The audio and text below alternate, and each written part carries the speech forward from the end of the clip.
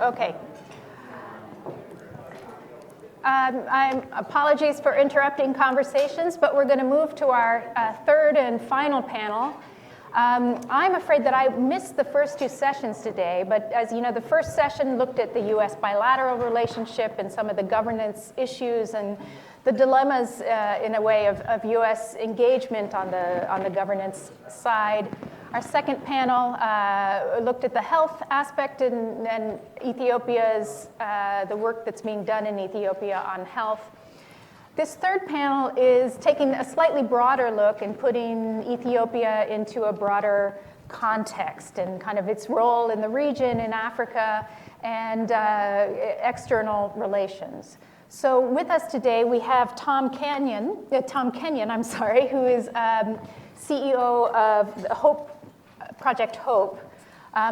Tom is going to talk a little bit, and you have their biographies with you. Tom is going to talk about Ethiopia's role on health in the region, the New Africa CDC, some of the work that and Ethiopia's engagement during the Ebola crisis. Next, we have Hogendoorn of the Crisis Group, who's going to talk about Ethiopia's leadership within the region, engagement on security, engagement in Sudan on diplomacy, and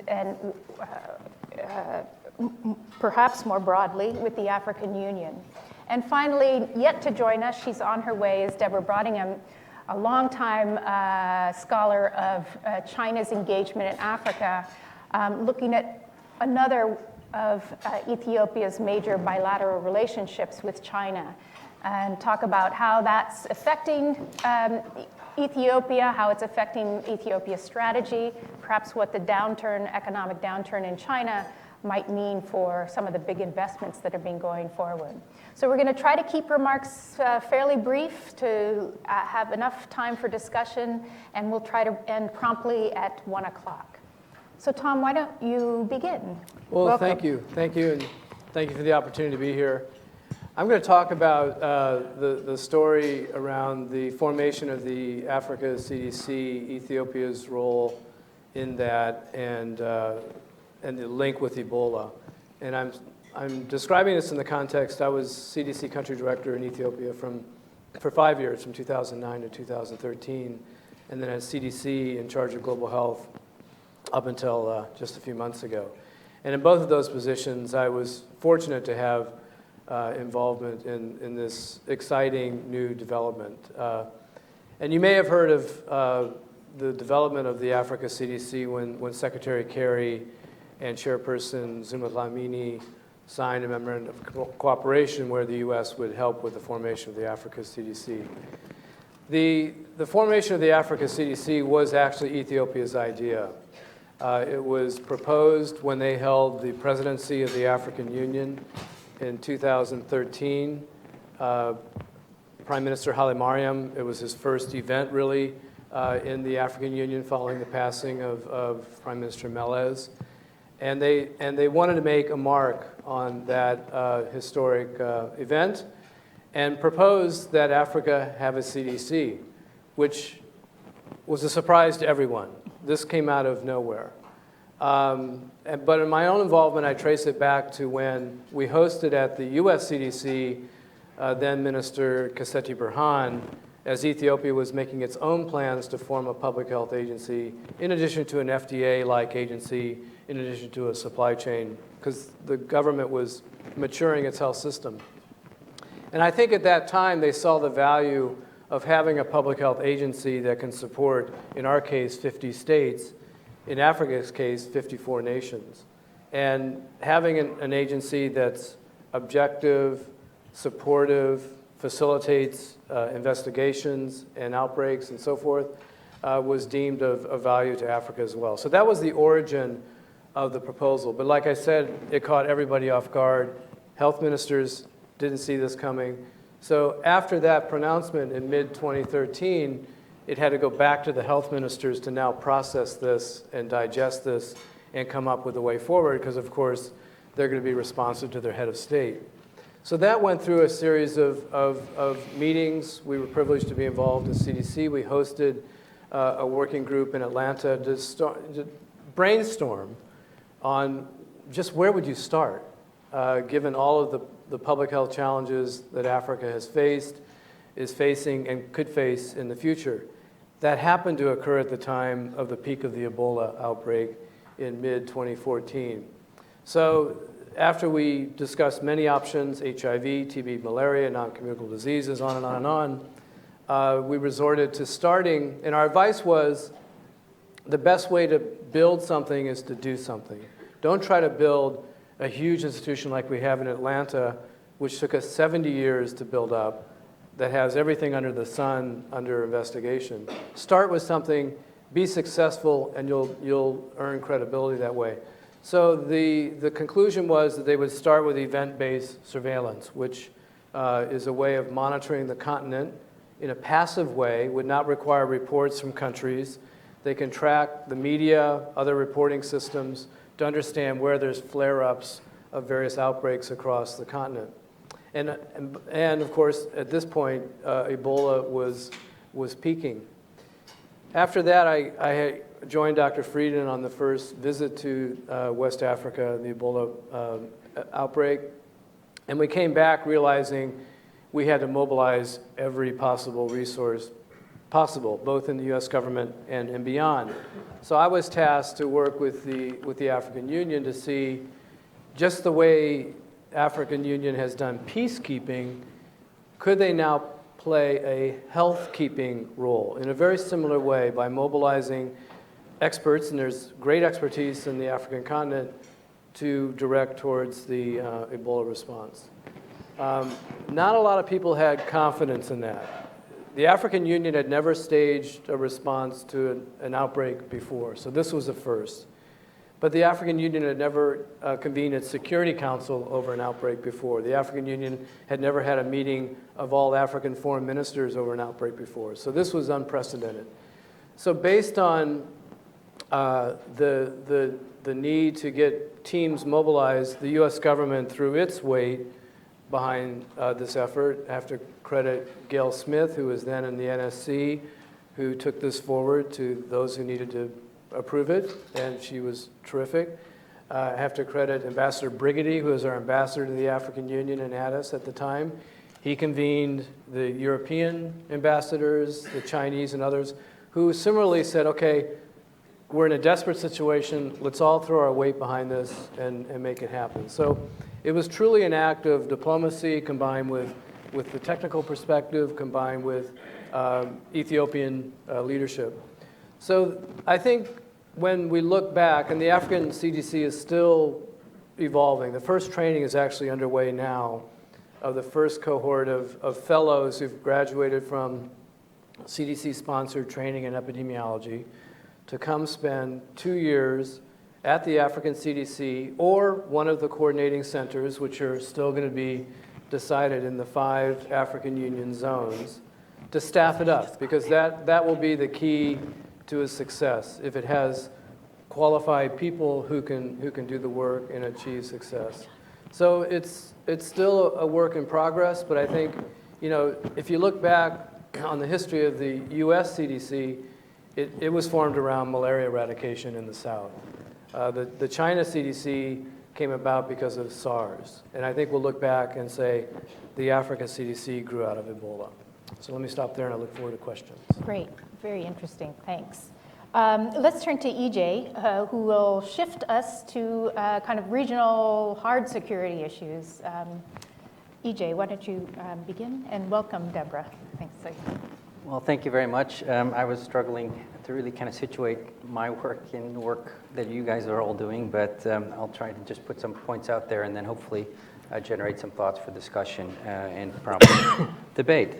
No, I think it's quite clear, at least from our perspective, that Ethiopia is arguably the dominant state in the region. That is the Horn of Africa, certainly the dominant military power, arguably not yet the dominant economic power, which is still pretty much residing in Kenya.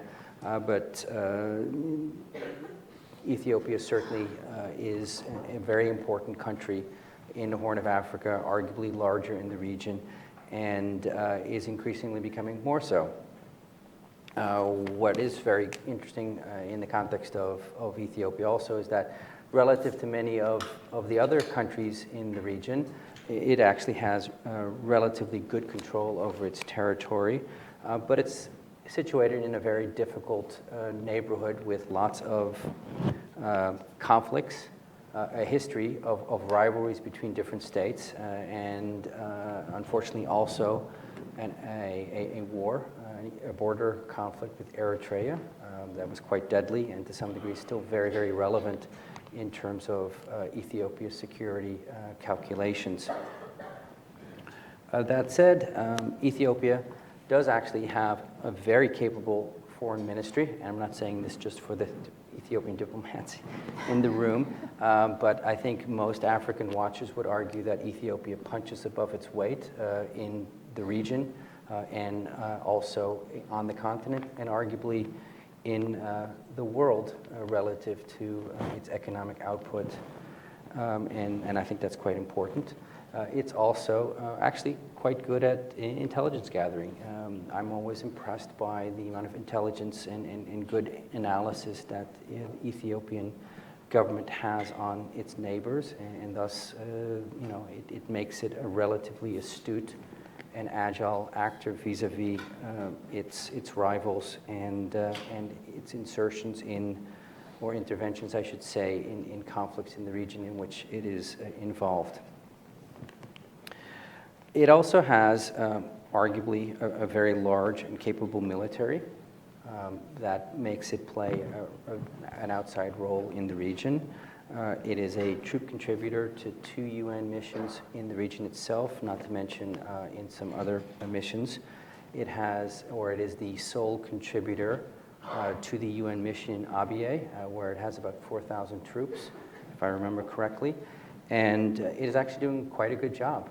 It's impressed the UN and its and donors in how effective it has been at maintaining control in Abyei and keeping that situation. Can you just say a word about Abyei? Oh, I apologize. Sorry for so. One of or two of Ethiopia's neighbors are Sudan and South Sudan. When South Sudan separated from Sudan, there remained a contested border. A significant portion of that was a region called Abyei, which has historically been a flashpoint for conflict between Sudan and South Sudan. And in an effort to try to keep that situation under control and to try to prevent the exacerbation of conflict between Khartoum and Juba, it was decided by the UN to mount a peacekeeping operation. And actually, in an exceptional circumstance, the UN agreed to have this mission essentially be fulfilled entirely by one country, which is Ethiopia.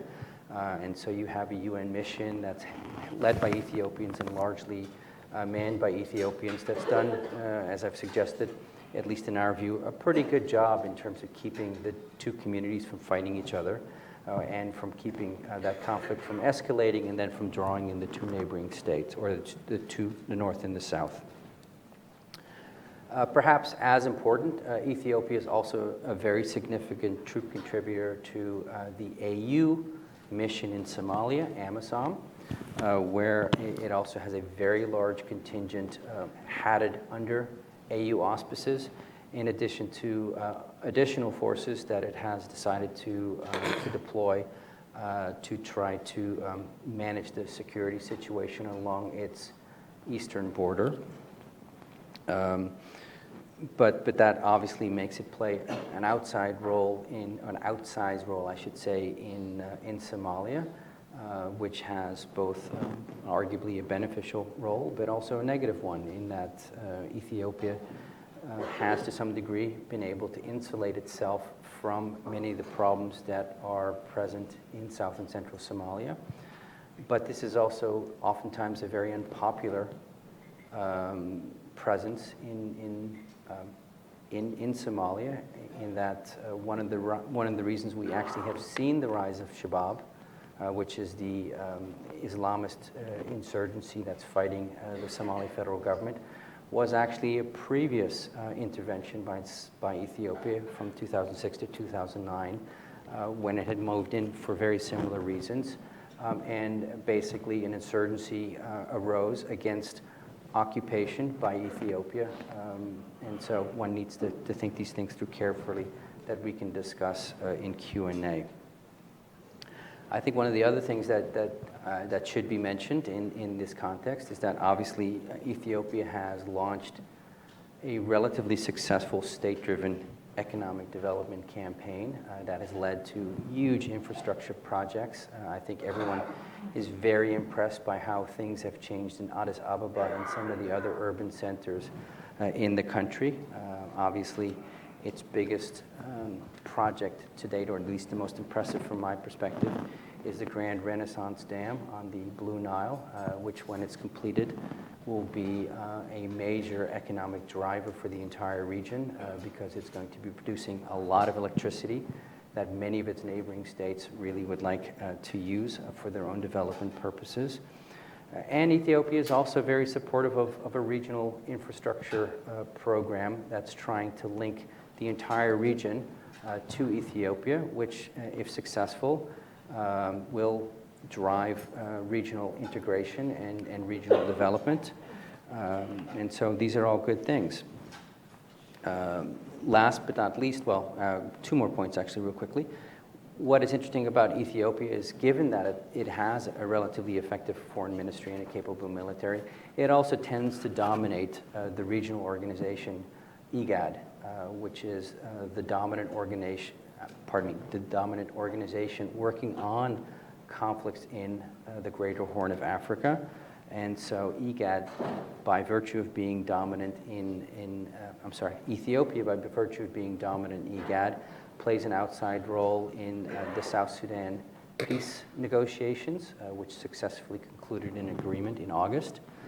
We'll see whether or not that agreement will hold, but it certainly played an outside role.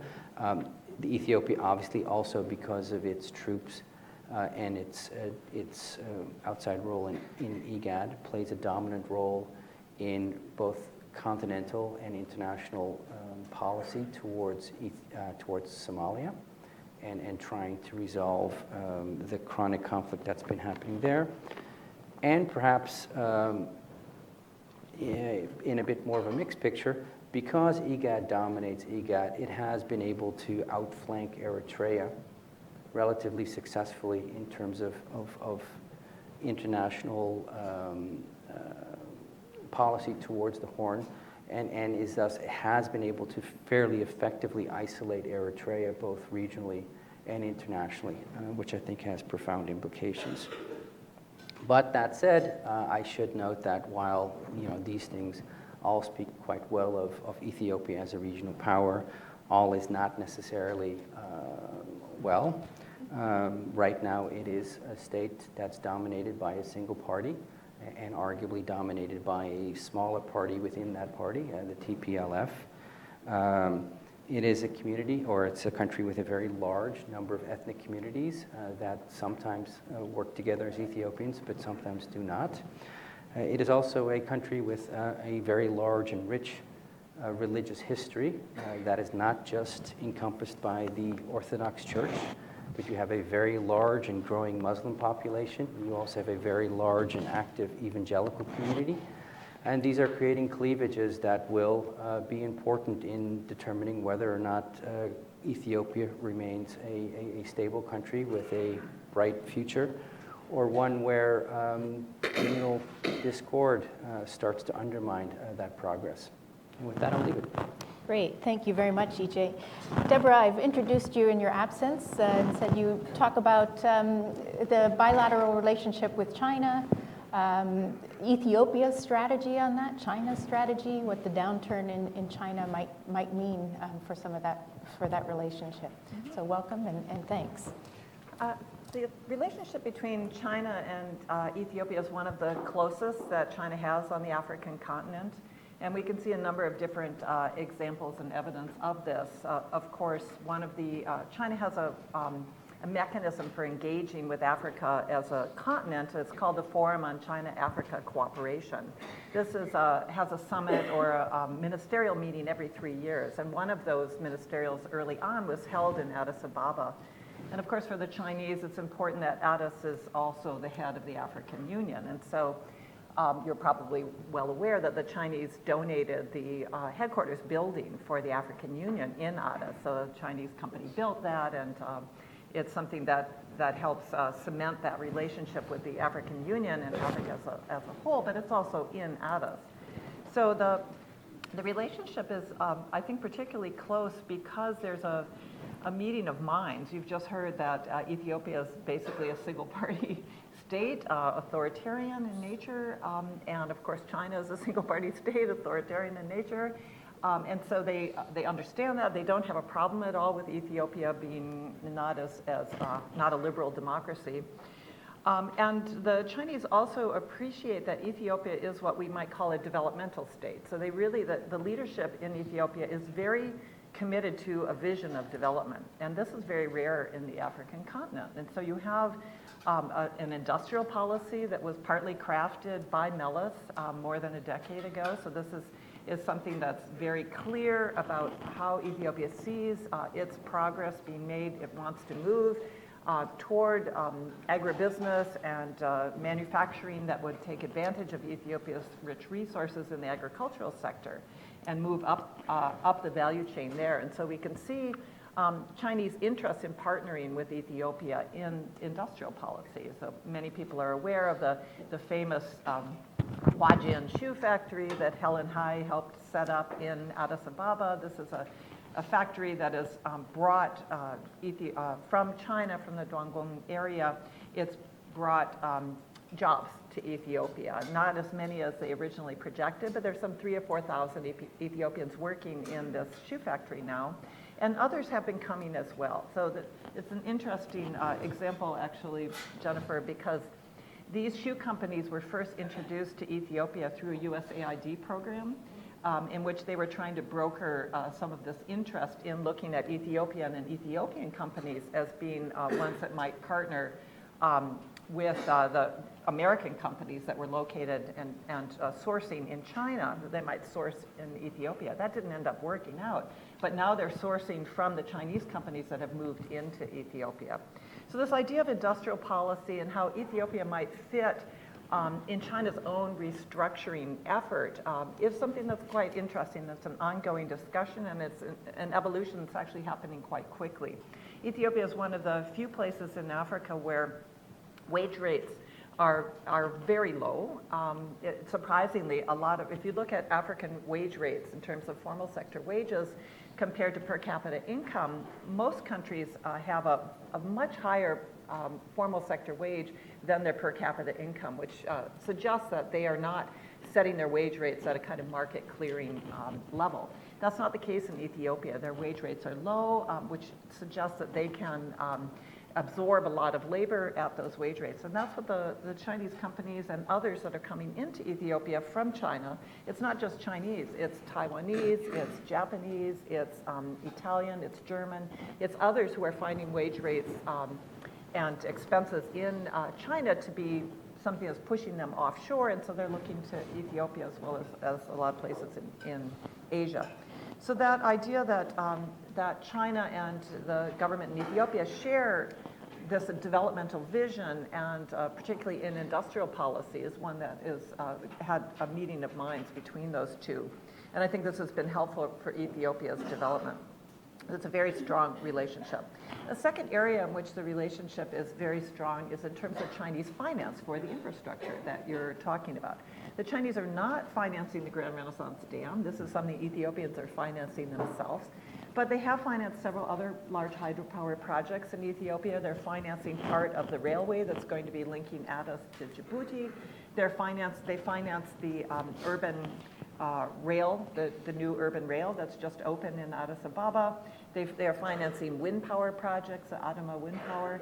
They're financing a number of other pieces of Ethiopian infrastructure. And so we have a database on Chinese loan finance, and we find that Ethiopia is second only to Angola in terms of the number of loans from Chinese policy banks. So this is quite a considerable amount of finance that's going into a poor country that was a HIPC recipient. So they were beneficiaries of the highly indebted poor country's debt relief. And now they are building up new amounts of debt that come from Chinese banks. So this is something that they're one of the highest in terms of that leverage. And the exports that are supposed to be repaying these loans have not been building up at the extent that the Ethiopian authorities hoped they would. So the increase in exports, for example, from the leather sector, from the industrial sector, have been growing, and they've been growing from a low base, but they haven't grown as fast as Ethiopia hopes. And so the jury is still out on whether or not this is going to create a problem for Ethiopia. Formerly indebted, will they be now newly indebted and have a problem with that, repaying that debt? Most of the Chinese finance comes with a 5-year grace period, and so these questions are still to be determined a little bit down the line. So the Forum on China-Africa Cooperation was held, they had a summit in Johannesburg this past December. And one of the things the Chinese said that they would help the African continent with is building the African CDC. And so I don't believe we know yet where that's going to be located. I don't know. Addis. It is going to be in Addis. Okay, We'll talk about that. That is what I suspected, that it would be located in Addis. So I'm glad to see that it's been confirmed there. So that is something, again, that continues to tie this. And so the Chinese, no doubt, are going to be, they've offered already to help with constructing that. And I think that'll be, again, another thing that will help cement this relationship. So Chinese companies are also involved, and the Chinese government supports Ethiopia in its agricultural sector. A lot of this is a vision which is outmoded in Africa, but the Ethiopians still subscribe to it, which is large state-owned farms. So you can see this in the sugar sector. So the Ethiopian government has set up a number of different state-owned farms. These are owned by the Ethiopian Sugar Corporation, but they're being constructed not just by Chinese companies, but some of them are being constructed by Chinese companies. And the sugar refineries and factories are being constructed by Chinese firms. And there's Chinese finance, considerable Chinese finance going into this as well. So in a number of different areas in terms of infrastructure, in terms of the development model, in terms of industrial policy and the development of factories, and in terms of supporting Ethiopia's role as being an African leader through having the AU there and then being an important political country that punches above its weight, I think, in Africa. That's a close relationship. And there aren't very many areas of conflict. The Chinese government is pretty comfortable with Ethiopia, and they don't like to interfere in other countries' internal affairs, and they're certainly not telling Ethiopia what to do in terms of elections or in governance issues. So let me stop there. Yeah, that's great. I think we'll turn to discussion.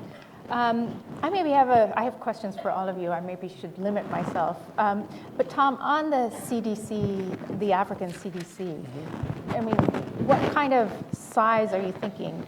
I tend to be skeptical of kind of continent-wide initiatives that maybe draw resources and even personnel away from national entities that need them. Just as the Africa Standby Force is being very slow to take off, I wonder if the CDC...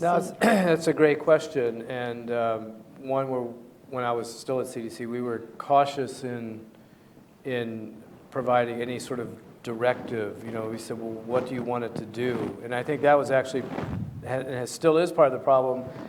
After health ministers heard their heads of state have said, we're going to do this, they're like, well, what is it going to do? And they had a hard time articulating that, except when Ebola came about, and it was clear that there was a need for countries to call upon one another during a crisis.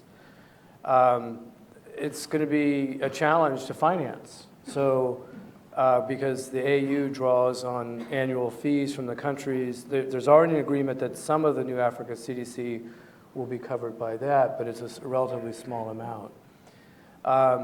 As to where it's going to be located, that was a heated diplomatic discussion, and we definitely stayed out of that discussion. And in the end, after tremendous diplomacy, it took 6 to 9 months.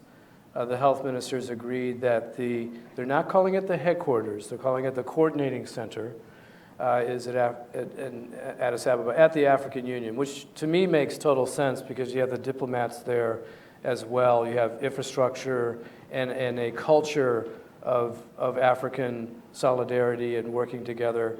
So it's the right place rather than sticking it off in another country. But another country could have made sense because of better telecommunications, for example, which, as we all know, is not so hot in Ethiopia for a variety of reasons. So I think it's going to start off in a modest level. The U.S. government was sponsoring, like I said, these 10 African epidemiologists who are trained in the field epidemiology training program to staff it up, to develop a... And they're from across. From each of the 5 zones that the African Union has. And now the plan is to set up 5 regional coordinating centers that will deal using the same lines that the African Union already draws, north, south, east, west, central, and approach public health events in those zones. And when they need to, they'll call the central office for support. We've discouraged from just building a monolithic building and calling that the Africa CDC. There's a lot of capabilities already on the continent. It'll take time to build that up. One big question was, well, where do we build a laboratory? And we said, well, what laboratory? You know, because who's going to send you specimens? Why would they send you specimens? What's your reason for existing? Are you going to be a reference laboratory for the entire continent? And there's already the African Society for Laboratory Medicine mentioned in the previous panel that has a lot of potential for bringing together a Pan-African approach to laboratory support. So there's a lot still at play. I think the most critical thing is to get a visionary leader in place and to get it out of this political whirlpool that it's in at the moment. It will be established as what's called a specialized institution where it will be free from the political process. And the African Union is a political organ, but it's evolving, and others would know that better. This was one way for it to do something substantial in public health. But by getting the right staff at the right level, having representation of the continent, that's one of the struggles that the African Union has, to make sure they have representation from all 5 zones. So there's a lot yet to happen, but I think this is a decades-long investment. This is not something that's going to be done next month or a year from now or 5 years from now. I think 30, 40 years from now, we'll look back and say, I hope that this was a wise decision. If it doesn't get out of the political process, if it doesn't get a visionary leader, and if it isn't financed, it won't work. It's that simple.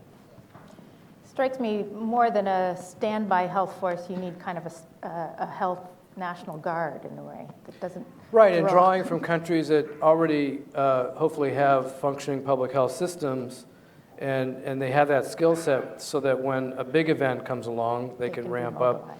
But, you know, how many Ebolas are we actually ever going to have? Are they going to come back and come to, you know, we had a TB presentation earlier, and malaria and HIV, which we didn't tackle because those were already having some momentum. What about non-communicable diseases where very little is being done? Maybe that's something substantial they could sink their teeth into. Great, thanks.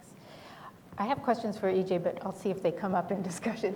And Deborah, you know, the relationship with the Ethiopian government is very good. I wonder, because of that close partnership and some of the public controversies within Ethiopia around land and agricultural policy and so forth, if there's kind of pushback in a public opinion on the relationship at all.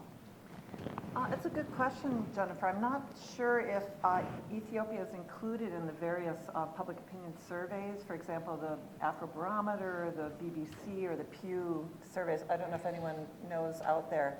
Some of those surveys have asked questions about public opinion about China within African countries. And it doesn't strike me that Ethiopia is there, so I'm not sure we actually know. And I always hesitate to say what do the Ethiopians feel about China without data. So I would probably skip that over. I've certainly talked to plenty of taxi drivers and plenty of Ethiopians about, but that's not a scientific survey. Mm-hmm. So I do think that in terms of the agricultural issue, there isn't any Chinese agricultural investment in Ethiopia. So aside from a few vegetable farms that supply the markets with Chinese vegetables, very small farms. So these things are financing Ethiopian, mainly the factories, I believe, and as an export from China. There is, of course, there's Indian investment in agriculture, and there's Saudi Al-Amoudi, Saudi Star investment in agriculture.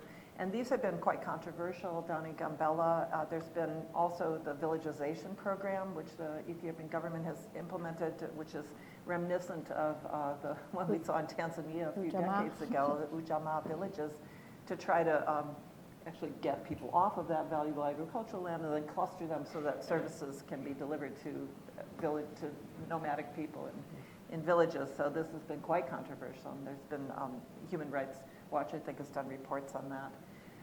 There's not really a big China angle there on agriculture. Mm-hmm. Why don't we open for questions, and I'll put my glasses on. Yes, we'll take a couple. Yes, the lady in white here, and then Tony, and the lady here. Yeah, my name is Esther Guan. I'm the Global Health Advisor for Samaritan's Purse, based in Boone, North Carolina. This forum has been really great to discuss some of the things that are happening in Ethiopia. We actually don't work in Ethiopia, but because of the size of the country in Africa, we thought it was important for me to attend this meeting. I think I want to talk about what I didn't hear, because what I heard was really good.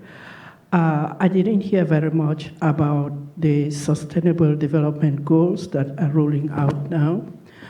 I heard about non-communicable diseases from the question you just asked the last few minutes. And as an international relief organization, I was listening out for the response to the low rainfall of last year and what we're doing about food sustainability in the country. I didn't hear that. So I don't know if there's another forum for that, if we just missed out something. Yeah. Thank you. Just on that last point, we're going to be holding in March a conference on El Nino and the impacts and kind of reproductive safety nets and so forth. And Ethiopia, I think, will be one of the cases that we look at in terms of the food shortages as well. We'll take a couple and then come back to the table here. Tony. Hi, I'm Tony Carroll. I'm a senior associate here at the Africa program. EJ, I just would like to push you a little bit more on the Eritrean-Ethiopian relationship.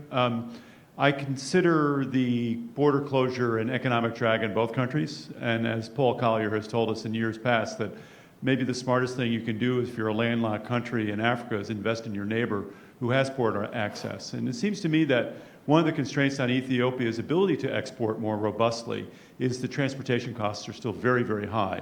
And they will remain high until they can maximize some of their port access.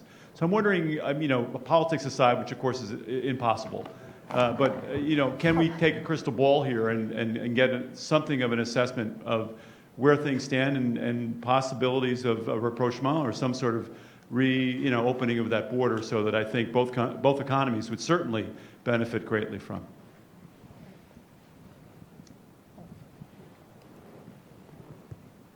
Thank you. My name is Hiwati. I'm a Global Health Law LLM program student at Georgetown Law.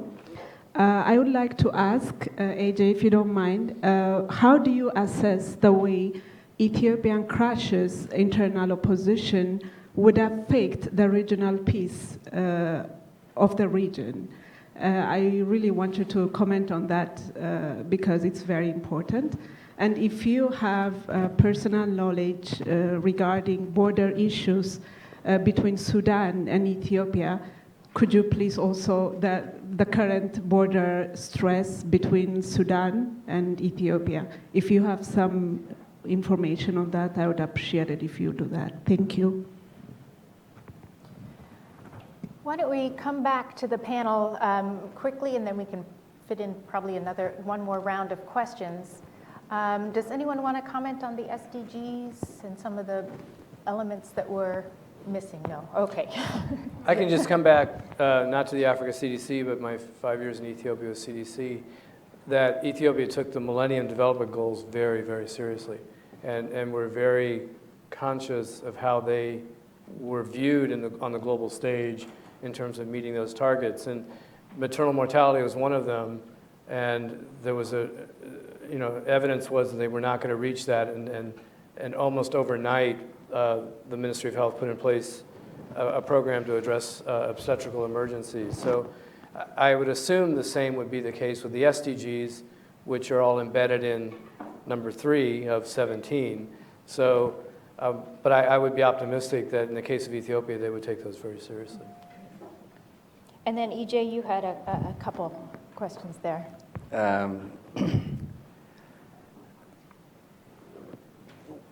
Well, you had two very good questions. I mean, I think that they're kind of hard to answer. I mean, clearly, one of the things I think that the government will have to struggle with is this balance between an inclusive government that addresses the legitimate grievances of certain communities versus its state-building activities, and that's always a difficult path to tread.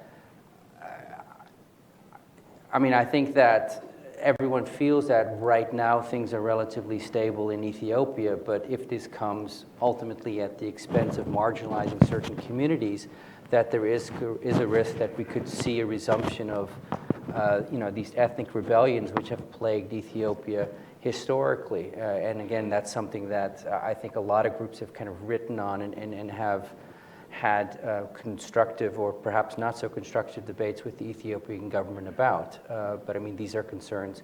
It's the reason why I mentioned that Ethiopia is a very rich country in terms of different ethnic groups, but it's also a country that's divided along other lines, particularly religious lines, and I think those issues need to be accommodated in an inclusive manner. Otherwise, there are risks to the country's long-term stability, and obviously also to its long-term economic development.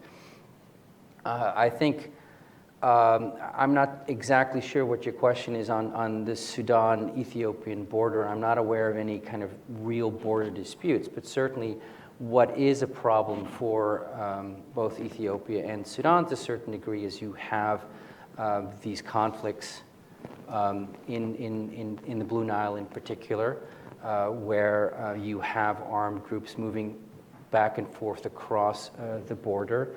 My understanding is that there actually are some smaller ethnic communities on the Ethiopian side that do the same thing, and so this is an active border where I think where there certainly is insecurity and where both the Sudanese government, but much more so the Ethiopian government have security concerns.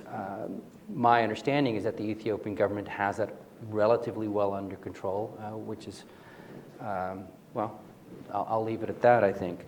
But this also applies, I should say, farther down south, where actually I think it's a bigger issue with the currently, at least temporarily ended war between largely Nuer opposition and largely Dinka government.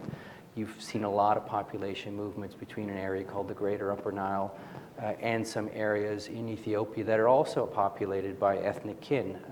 And so my understanding is that the Ethiopian government has had to struggle with some of the security implications of a very large Nuer refugee population, and then also the influx of both fighters and arms from South Sudan into Ethiopia, which is one reason why I mentioned that Ethiopia is in a very, very difficult regional environment where you cannot insulate yourself from conflicts in Somalia, from conflicts in Sudan and South Sudan, or arguably even conflicts in Eritrea, which is one reason, to get back to your question again, where we would feel strongly that it is in both Eritrea and Ethiopia's interest to try to move this rapprochement, or to try to get to a point of rapprochement between Eritrea and Ethiopia, rather than this kind of frozen conflict that we have now that is negatively impacting both countries.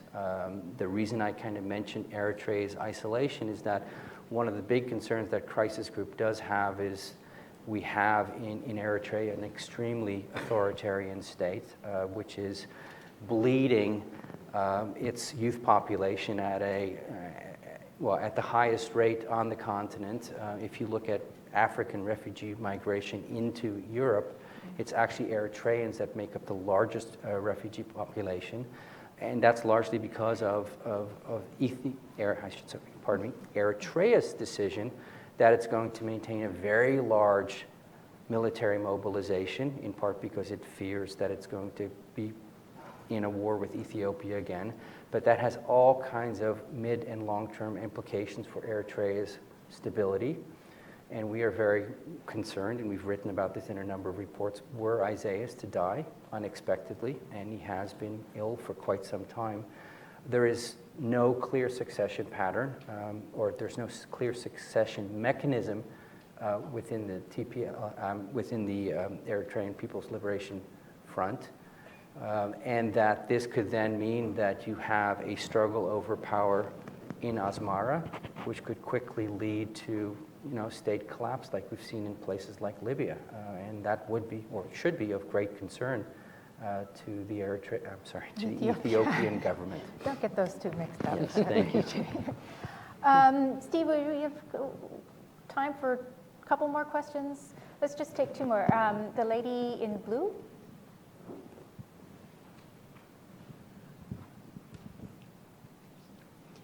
Lulit Mesfin, Gimboat 7, Movement for Democracy in Ethiopia. I've been listening to this conversation from early on.